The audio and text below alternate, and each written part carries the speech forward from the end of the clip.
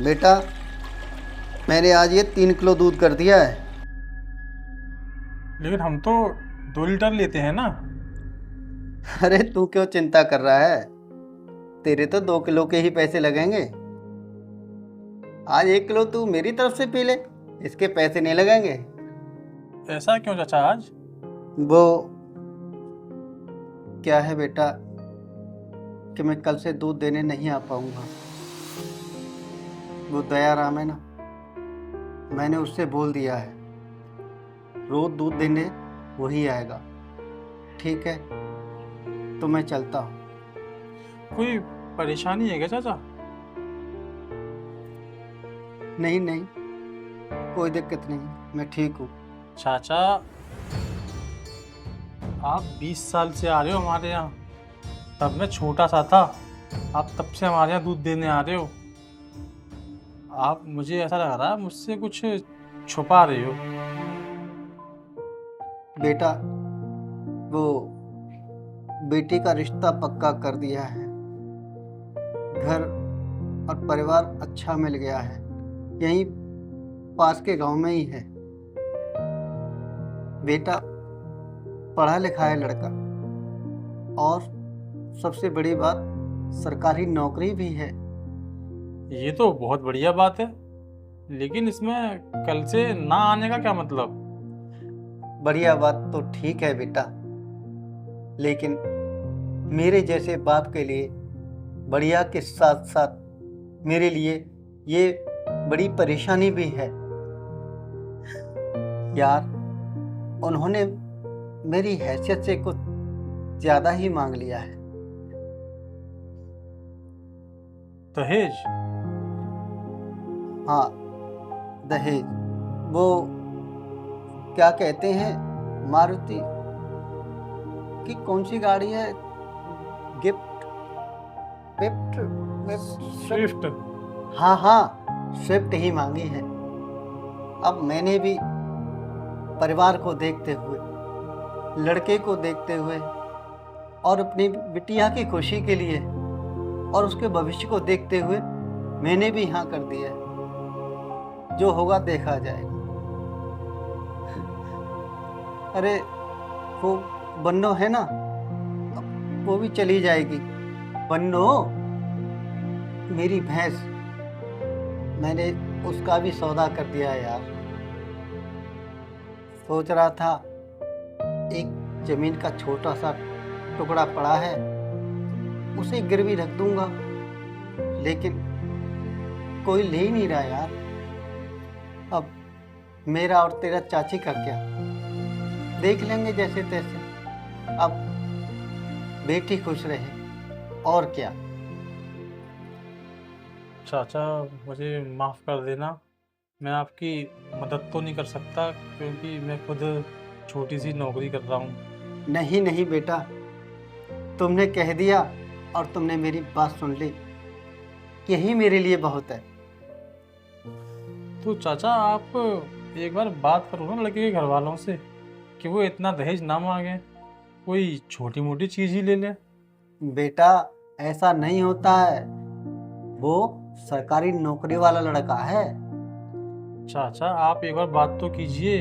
आखिर है तो वो भी किसी का बाप ही ना, और आपको इतना परेशान भी नहीं होना पड़ेगा। ये बात करने में आखिर हर्जी क्या है? मैं मैं क्या कहूँगा उनसे, मैं क्या मुंह लेके जाऊंगा उनके पास। अरे चाचा, जैसा आपने मुझसे बोला है ना, वैसा ही उनसे बोल देना। आखिर आप अपनी बेटी भी तो दे रहे हो, इससे बड़ा दहेज क्या होगा? बेटा सोचा तुम, मैंने भी यही था कि उसके माँ बाप से बात करूं, लेकिन मेरे गांव वालों ने और रिश्तेदारों ने मना कर दी कि ऐसी कोई बात मत करना। अगर मना कर दिया तो क्या मुंह दिखाएगा। लेकिन आज तेरे जैसे बच्चे के मुंह से सुन के मुझे हिम्मत मिली है। अब सोच रहा हूँ तेरी चाची को लेके उनके घर चला ही जाता हूँ, उनके माँ बाप से बात करता हूँ, वो क्या कहते हैं, और पूछने में हर्जी क्या है। हाँ चाचा, अगर वो मना कर दें तो फिर आप जैसे सोच रहे थे वैसे कर लेना। हाँ, मना कर देंगे तो ठीक है, करना तो है ही, करेंगे जैसे भी, ठीक है।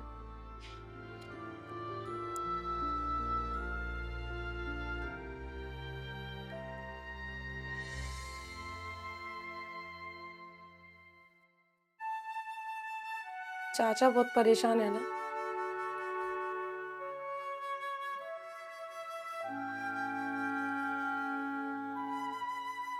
अगर उन लोगों ने उनकी बात मानने से मना कर दिया तो हम उनकी मदद जरूर करेंगे।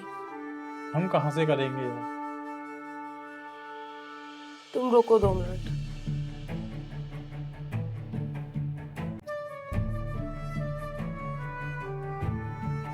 ये लो, कुछ पैसे मैंने सेव करके रखे थे इमरजेंसी के लिए। इतने पैसे तुम्हारे पास कहाँ से आए? क्यों, मैं पैसे सेव नहीं कर सकती? अगर हम किसी का सहारा बनेंगे ना तो कल को भगवान किसी ना किसी को हमारा सहारा बना ही देगा। ये पैसे रख लो, तुम चाचा को दे देना। रख लो, इसकी जरूरत नहीं पड़ेगी।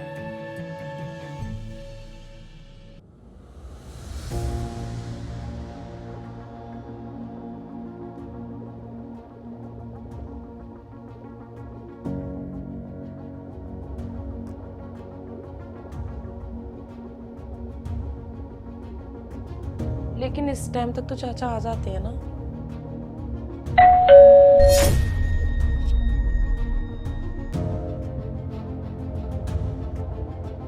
वो अंकल, ऊपर आपकी पानी की टंकी फैल रही है,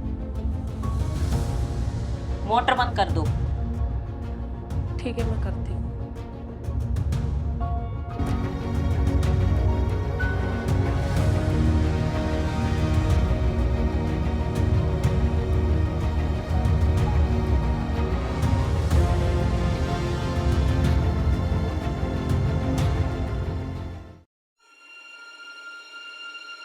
आ गए चाचा? क्या हुआ चाचा, क्या कहा उन लोगों ने? उन्होंने मुझे बिठाया भी और मेरी बात को भी ध्यान से सुना। फिर मान गए वो लोग? समय मुश्किल हो सकता है, लेकिन अगर इरादे नेक हों तो हर रास्ता आसान हो ही जाता है।